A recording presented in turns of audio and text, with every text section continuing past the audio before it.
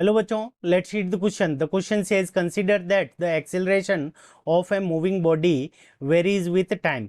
What does the area under acceleration time graph for any time interval represent.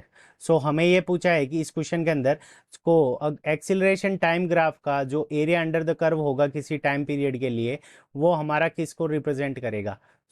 इस question को करने के लिए हम क्या करेंगे, की कंसेप्ट अप्लाई करेंगे.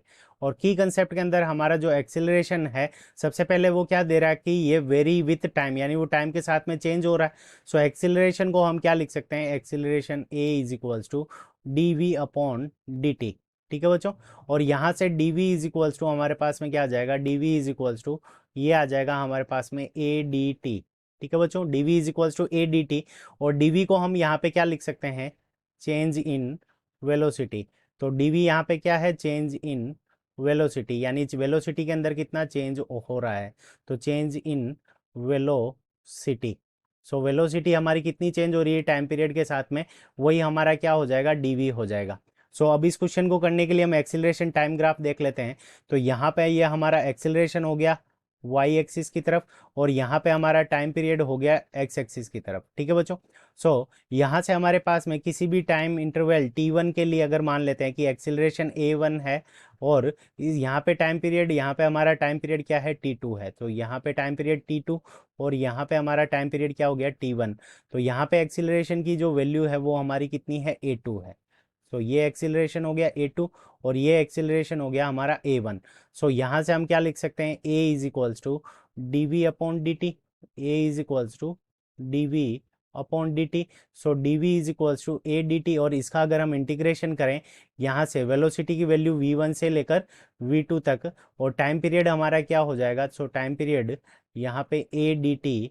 तो ए डी टी और टाइम पीरियड हमारा क्या हो जाएगा, t1 सु t2.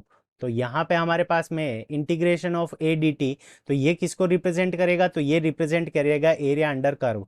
तो यहाँ पे जो एरिया अंडर कर्व है, इसको ये इंटीग्रेशन t1 से t2 तक, ये जो इंटीग्रेशन को रिप्रेजेंट करेगा, ये किसको रिप्रेजेंट करेगा, तो एरिया अंडर कर्व.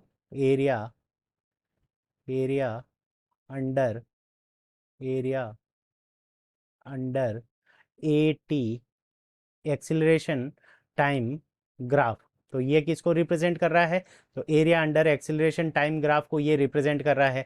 और यहाँ पे हमारे पास में क्या आ जाएगा, तो इंटीग्रेशन जब इसका करेंगे तो v2 माइनस वी वन. तो v2 माइनस वी वन ये हमारा किसको रिप्रेजेंट कर देगा, तो ये रिप्रेजेंट कर देगा चेंज इन वेलोसिटी. ये हमारा वेलोसिटी में चेंज को रिप्रेजेंट कर देगा. तो change in velocity.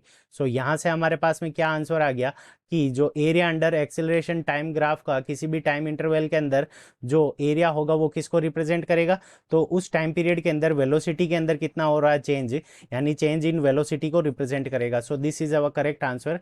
I hope you understood it well. Best of luck. Thank you.